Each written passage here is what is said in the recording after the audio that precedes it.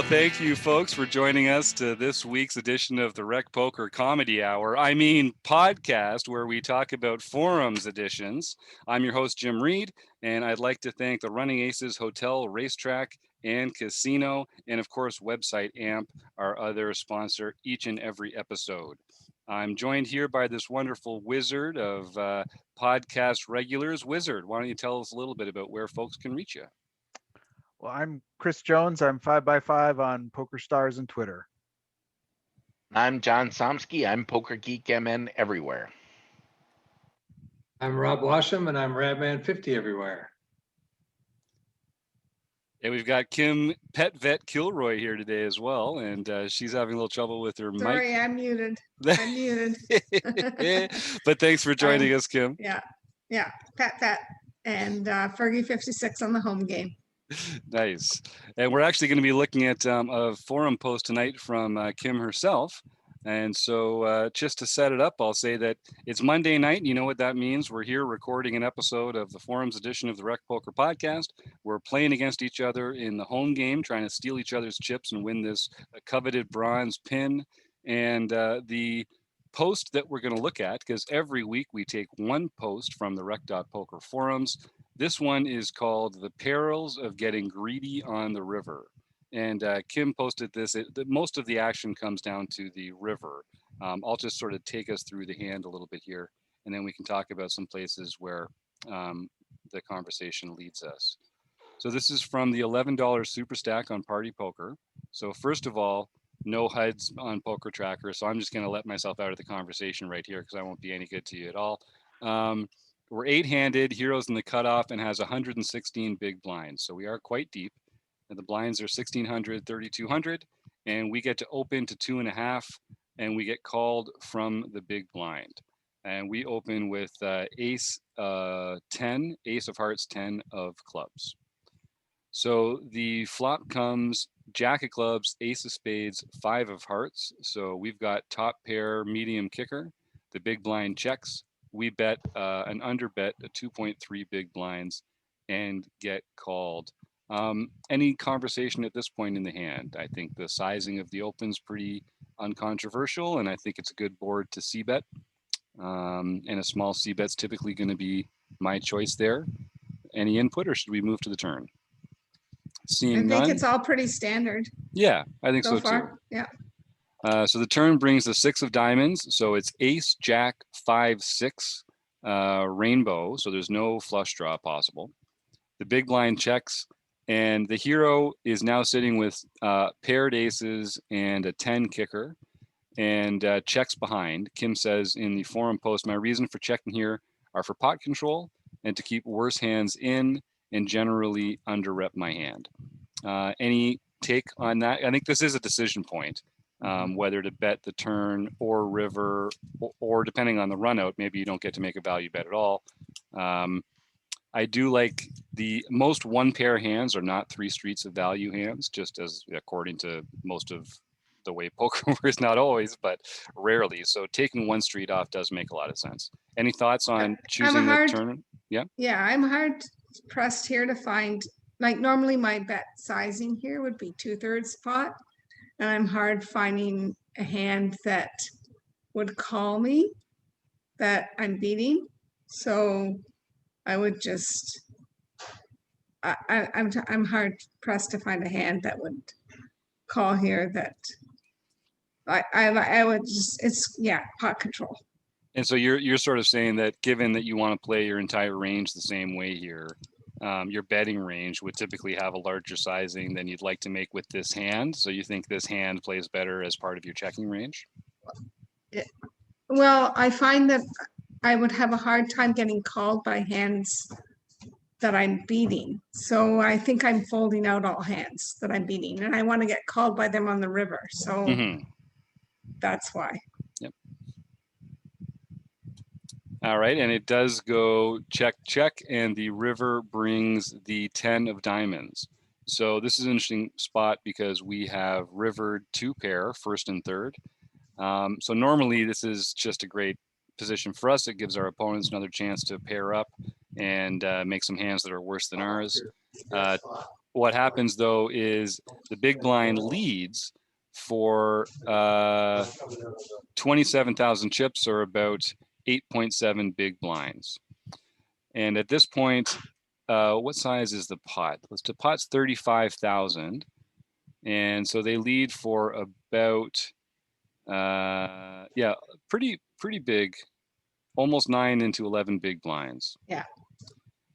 Good size bet, 3/4 pot at least. So So sometimes we talk about what would we have done first, but in this case, Kim, you elect for a 2-bet here. You raise up, not that big, but you raised 18.5 big blinds. And what is the plan here when this comes up? Well, before that, what are you thinking when they lead into you? Let's talk about that at first. Because it's non-conventional. Usually these river leads, they don't happen that often. Does it make us think anything about their range when they take that action? well, I think with my check on the turn, that they could be trying to steal this pot. So they could just be leading out with any pair here, or an ace, just any ace, ace king, ace queen. So that was my thinking at the time. And we did intentionally under rep the turn to elicit some of those bluffs, right? Or Yes. to make it more likely that they would Yes. bluff, or more likely that they would Yes. call our value bet on Right. the river. Right. So then what made you decide to go for the raise there instead? So my thinking at the time is raise and get called by ace king, ace queen, ace jack. Hmm. So Yeah, but wouldn't those hands have 3-bet you or pre-flop? other 2 pair, or another 2 pair, or a lower 2 pair to get called by. Yeah, I was thinking, what if the guy was sitting there with Jack 10? Mm-hmm. And that's what he He wouldn't have raised me pre-flop. Yeah, So he just wouldn't called. have He raised me called. pre-flop. He called Yeah. pre-flop. Yeah, so He he called could have pre-flop. Jack 10 there. Yeah. So Yeah. Jack 10 would be a hand that he wouldn't have raised pre-flop. He could show up to the river with. Yeah. He could. Yeah. So that's a Yeah. value target of yours then when you Yeah. make that raise. That's Yeah. a worse 2 pair. Yeah. So basically you're losing to any sets, which you probably would have heard from potentially on the would've. turn, Yeah. on the Yeah. turn. Yeah. And you're losing to ace jack and you're losing to king queen, right? Mm-hmm. Yeah, good point. If they'd have come along like that. Well, king queen would have definitely called probably would have called the small flop bet, right? Mhm. I would with king queen, Yeah. and then get a free look at the river. Right. Well, it doesn't, it really comes down to the fact that they go all in, and then I can't put them on a hand that I'm beating with my 2 Right. pair. Right. So you end up making the fold there. That's right, Kim? Facing Yes. the check shove Yeah. from the bet 3-bet. Because Yes. that is a very strong line that they're taking there when you raise. Bet raise. Bet Yeah. raise. Yeah, when you raise the river. And we get some good comments in the chat here from or in the forum post itself from Jamel and Binkley. Jamel says, as played, we plan to check back the turn to pot control, and following through with a call seems to stick with that plan, which makes a lot of sense. And he says the river raise, he agrees that it seems a little thin. So when you get 3-bet by the villain, the fold makes a ton of sense. And Binkley says that the 80% pot size of the villain river bet is polarizing, likely composed of very strong hands and hands with little showdown value. So what hands are we targeting for a call with our raise? And put some other examples down here of some of those 2 pair hands, or 1 pair hand plus draws. That again, just to me, it does feel like a very thin range that you're targeting with that raise. So I think it's a good, when they raise back over top, I think that makes a lot of sense. I do think you're behind. I do think when you're behind when they 3-bet, you're behind. And the other thing about this board is there's there's so few bluffs here. Hmm. Sorry, when my 95-year-old mother calls, I have to answer. Yeah, you gotta That's take all that. right. You gotta take that. That's for sure. That's for sure. But I just think there's so few bluffs on this board Right. that I had to fold, like I Oh, had yeah. to yeah, fold this yeah, river. you have to fold this. So Yeah. that's, my post was about like, just call and like, take your chips. Don't get greedy. Yeah. Take your chips when you're ahead and be happy that you didn't put more in when you're behind. Yeah, I do think, looking at it, it doesn't seem like there's enough value to warrant the river raise. I mean, there are hands that would call, the Jack 10 would call, but I don't think the Jack 10 would push all in. Right. And the way this is playing, it looks an awful lot like a king queen that stuck around on the flop. Yeah, Right. I agree. Because that's completely, that matches the action. So when you can see the hand in retrospect, you can say that I should have probably bet the turn. Well, actually, and I want to go back to that too, because I think one of the things to think about too is, I agree with you. We want to be able to find hands that can call us when we make bets that we're beating. But I think there's also some argument to be made that when we go with those small flop C bets, that we do, and we have a hand like an ace 10 on an ace jack 5-6 board, that we want to get some of this garbage off the streets, and that following up with turn bets can be really helpful, I think, in some of these spots. This hand would be a lot more defined if we had made a turn bet, I think. Exactly. And we're deep enough where we could do it. And I think if the board had have like brought in any kind of a flush draw, rather than being a Badoogie card, that I would have followed up with another bet. Rob, did you have something about that? Looked like you were gonna say something. Did we beat you to it? No, I think he beat me to it. I think I agree that the turn bet would eliminate any of those possible hands that could out river you, right? That could turn out to river you. You're still going to get called by hands like Jack 10, Jack, I don't know, any Jack is probably going to call your turn bet anyway, right? Mhm. So you're still going to get the value from the hands that you're targeting originally. So yeah, I think a turn bet probably, and I think the turn bet probably gets rid of king queen, because now you don't have the odds to call for a gutter, right? Right.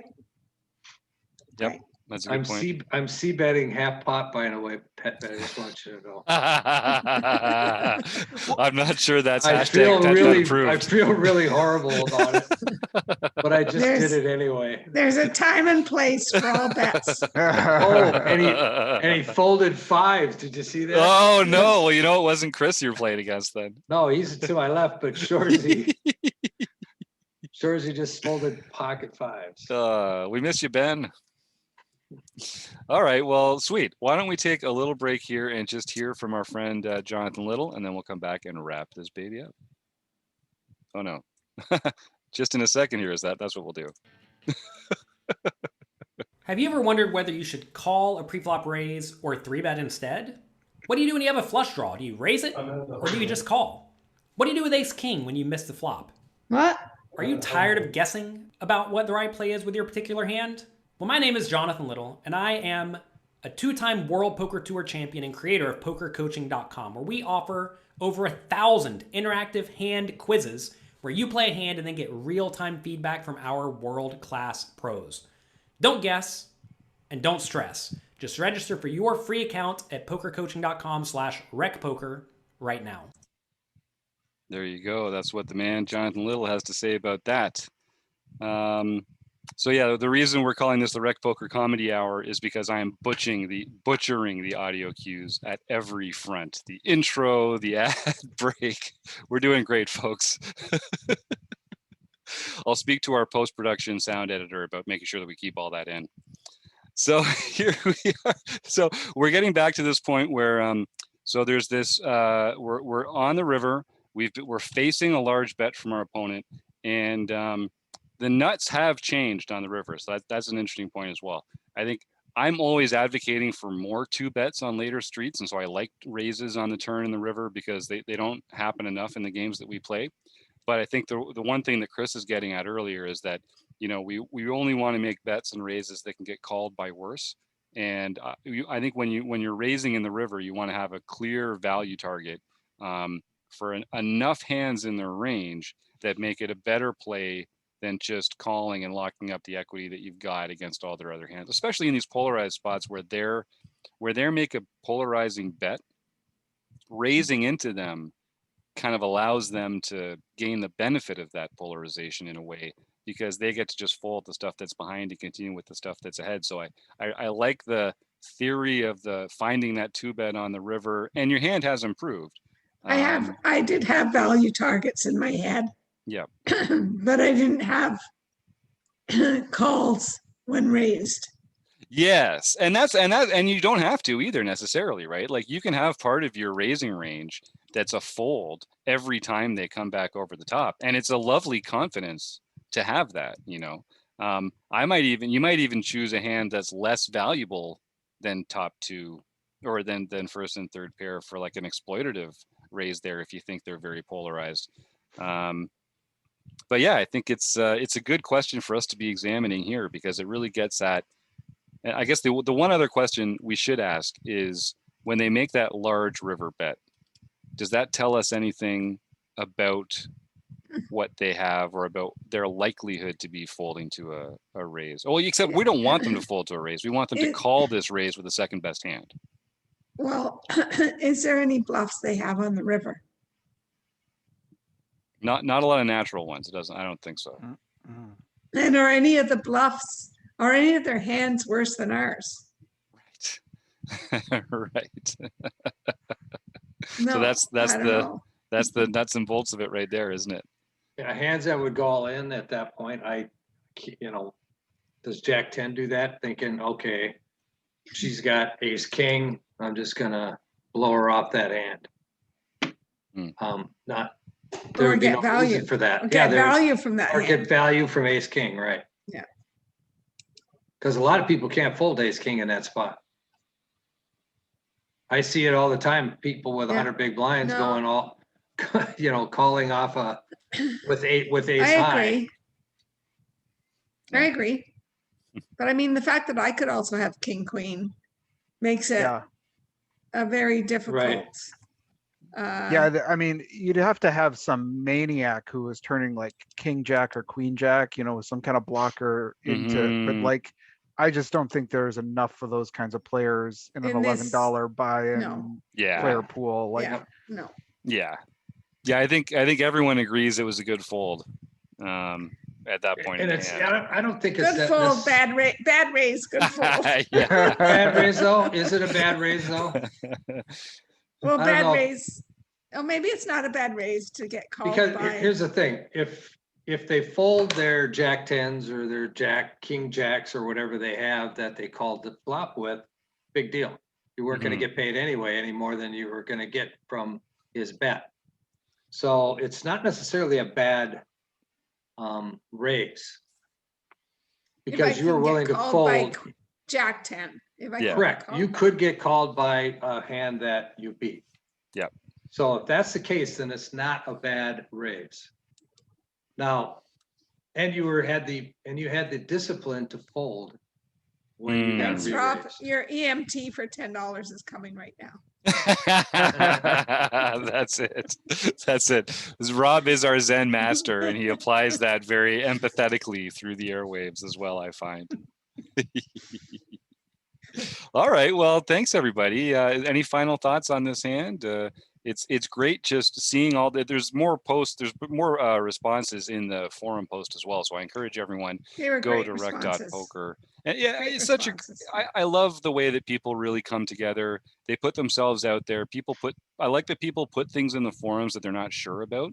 Because if we only ever talked about things we were sure of, how could we ever learn anything? How could we ever improve at anything? It takes making yourself vulnerable and sharing something that you're not sure about in order to improve and to get better. And that's why we think rec poker always has to be a vibrant and encouraging poker learning community, so that people can come and make themselves vulnerable and put themselves out there and be enriched by that process, because it has a great, it does have a profound return. So I hope everyone here hears that and goes to 2 thumbs up. rec.poker. Thanks, Kim. I'd like to thank Kim and Chris and Rob and John and Stu in the chat, and Jamel and Binkley and everyone else. You're all so awesome. Next week.